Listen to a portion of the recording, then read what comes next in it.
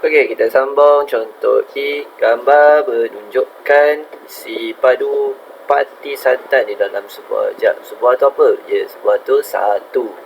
1/4 daripada isi padu santan itu. Okey, kat sini cikgu nak ajar apa maksud daripada. Apa maksud daripada? Ya, darab.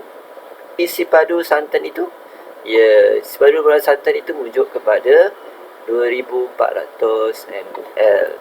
Kita sambung, dicampurkan dengan 120 gram cendol. Okey, ingat 1/4 dicampurkan dengan 120 gram cendol. Jadi 1/4 daripada 2400 berapa? Jom kita kira dulu.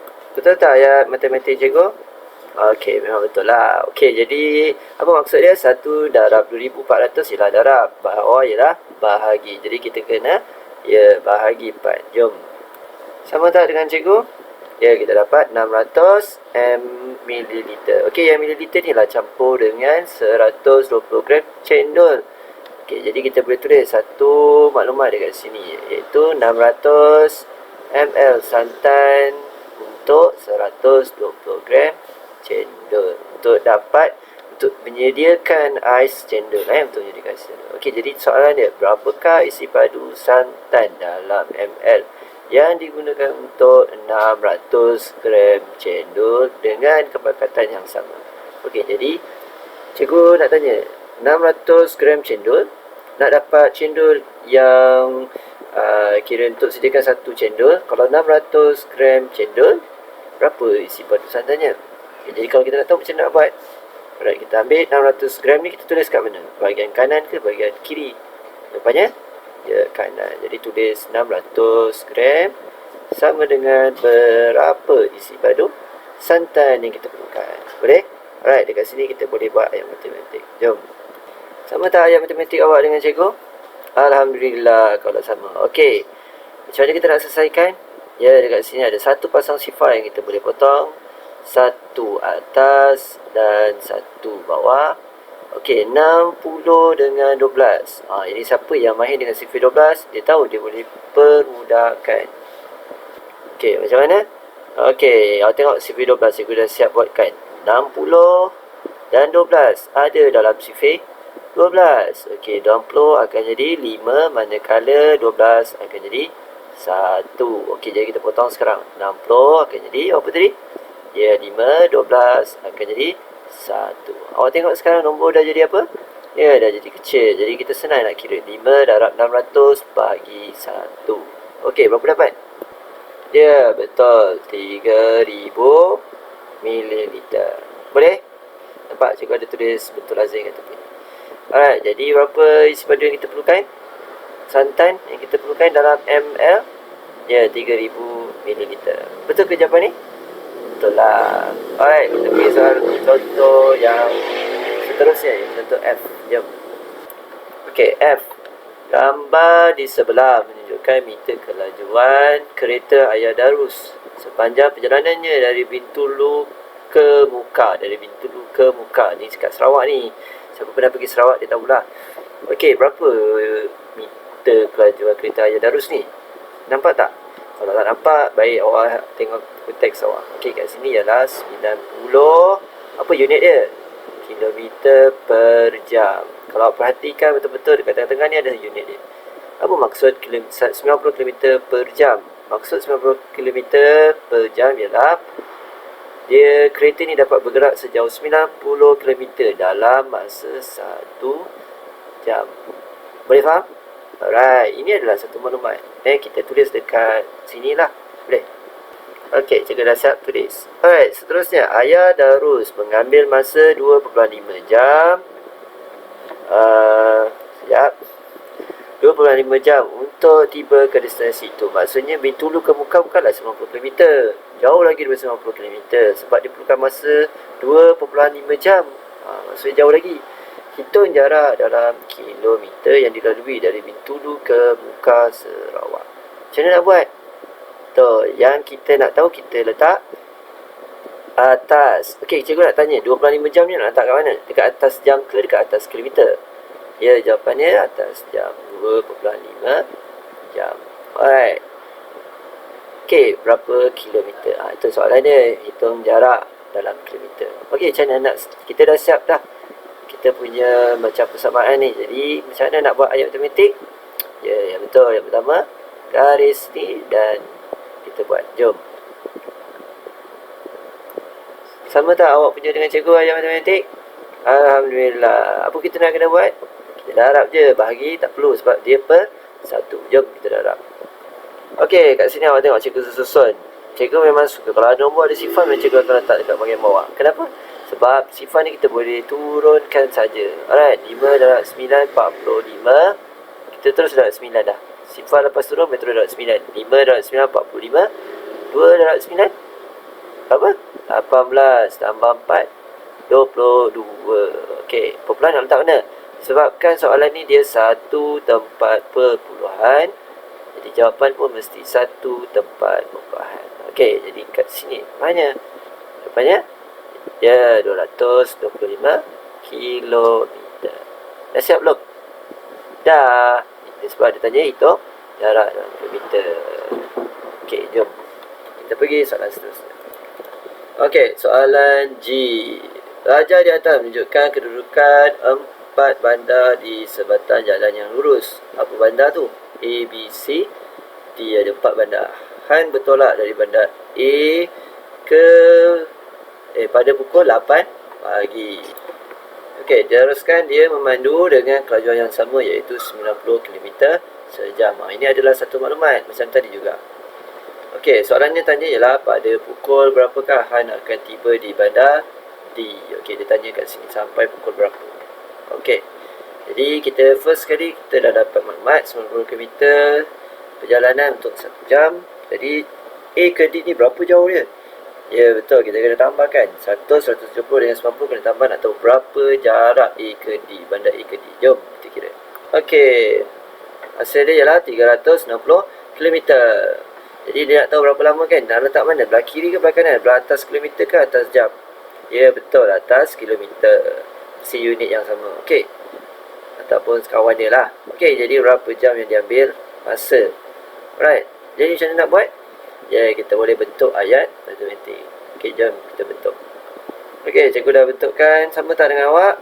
Alhamdulillah. Okey, pertama kita potong sifar atas dan bawah sebab ada satu pasang. Satu atas, satu bawah. Okey, kemudian apa kita buat? 36 darab 1 bahagi 9. Sebenarnya 36 dengan 9 ni ialah ada dalam satu sifir. Sifir apa? Ya, sifir 9. Jadi jom kita buat sifir 9. Okey, cikgu dah buat. Jadi kalau 36 dengan 9 ni kan ada dalam sifir 9 kan. Jadi kalau 36 jadi apa? Ya, jadi 4.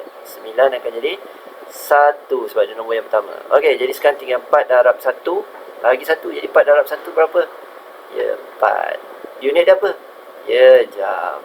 Kita tengok yang ni. Alright. Jadi tadi pukul 8 pagi. Kan? Kat A. Jadi kat D pukul berapa dia sampai? Dia tiba. Okey, jadi tambah 4 jam. Kalau kita tambah 4 jam agak-agak berapa dapat? Ya, dapat 12 setengah hari. Boleh? Nampak kan? Alright. Boleh faham kan? Okey, kita pergi soalan seterusnya. Okey, ni soalan terakhir kita. Alright, Encik Tan membeli seguni. Seguni tu apa? Ya, seguni tu 1. Ingat tu 1. Okey, beras basmati berisi 40 kg. Dia menjual 75% daripada beras itu kepada Encik Budi. 75% jual kepada Encik Budi. Dan 50% daripada baki GC beras itu kepada Mak Limah. Okey, soalan pertama, berapakah GC beras yang tinggal? Lihatlah soalan ni. Mula-mula dia dah jual kepada Cik Budi. Lepas tu dia nak 50% daripada baki pula kepada Mak Limah. Dan nak tanya pula soalan yang tinggal. Okey, kat sini cikgu nak jawab satu cara mudah nak kira soalan yang tinggal ni. Okey, jom sama-sama. Okey, dekat sini cikgu dah buat 40 kg iaitu seguni beras basmati diberi 75% kepada Cik Budin. Agak-agak awak lah, baki berapa peratus? Ya, betul. Jawapannya 25%. Siapa yang tak faham kenapa dapat 25%? Ialah hasil dari 100% tolak 75. Semua dia tu 100% tolak 75%. Cik Budin tinggal baki 25%. Boleh? Alright, kita teruskan. Okey, sebelum kita nak kira mak limah berapa yang dia bagi pula kepada mak limah daripada baki jisim tu, kita kira dulu berapa baki 25% ni berapa. Alright, jom kita kira.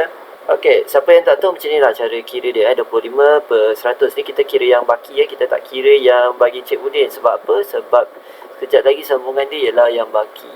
Okey, jadi 25 per 100 darab 40. Macam ni kita nak selesaikan ni.